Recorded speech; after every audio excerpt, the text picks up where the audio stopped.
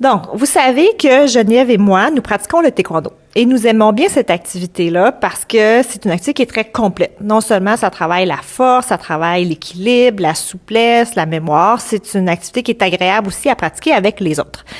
Maintenant, dans notre vie, on a vu aussi plusieurs personnes arrêter, soit parce qu'ils étaient dans un autre contexte de leur vie, mais aussi il y avait les blessures, puis il y avait le corps qui change.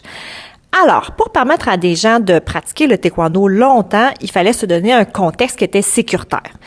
Le fait que on diminue les contacts rendus à un certain âge, donc même les 50 ans et plus, on met même pas de combat, mais c'est une façon de diminuer le risque de blessure.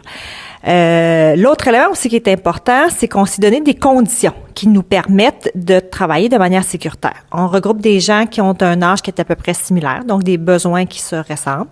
Le fait aussi que ce soit en petits groupes permet à un professeur de pouvoir s'assurer que le mouvement est bien exécuté, que les genoux sont bien alignés et tout ça.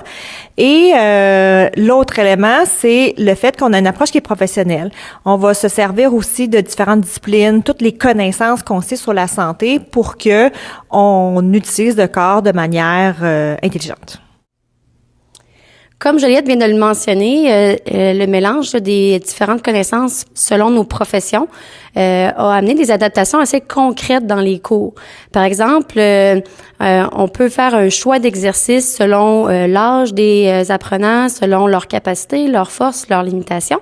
Et aussi, l'exercice, une fois qu'il est choisi, c'est pas cloué dans le béton. On peut l'ajuster, le modifier et même jusqu'à l'enlever. Puis aussi, comment on va l'ajuster. On peut venir jouer sur la vitesse, sur la hauteur, sur l'amplitude du mouvement. Et il y a également un élément important, c'est le volume. C'est le nombre de répétitions que je fais l'exercice. Si c'est trop important, il va y avoir une surcharge là, musculaire, puis là, on peut créer des problèmes. Donc, exemple, on va vouloir jouer sur le volume, le nombre de répétitions que je fais pour le haut du corps, le bas du corps, le devant, l'arrière du corps. Donc ça, c'est des éléments qu'on considère. On va aussi considérer l'intensité. L'intensité de pouvoir permettre aux apprenants de venir d'aller à son rythme, dans le fond. Donc, comment je peux le faire? C'est si je pars un chronomètre, puis je dis l'exercice dure 30 secondes, ben il y en a un qui peut en faire 100 fois, puis l'autre va en faire 20 et c'est correct.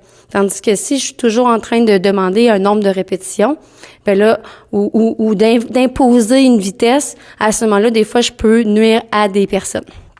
Donc, et il y a aussi l'élément, on parlait de connaissances, donc de transmettre des connaissances sur le corps humain, sur la posture. Ben, on vient un peu ajuster le mouvement de taekwondo. Fait que c'est du transfert, c'est de transférer l'information sur l'anatomie, puis dire, hop, ben dans le mouvement de taekwondo, voici comment je pourrais venir l'optimiser. Et là, ben, je préviens peut-être des blessures, des choses comme ça. Fait en conclusion, il y a des gens qui vont se demander si on adapte tout ça, c'est-tu encore du taekwondo? On pense que oui. Le taekwondo, c'est une activité pour se développer globalement. Alors, pour ne pas amener des changements pour pouvoir le pratiquer longtemps et avoir une activité qui est satisfaisante.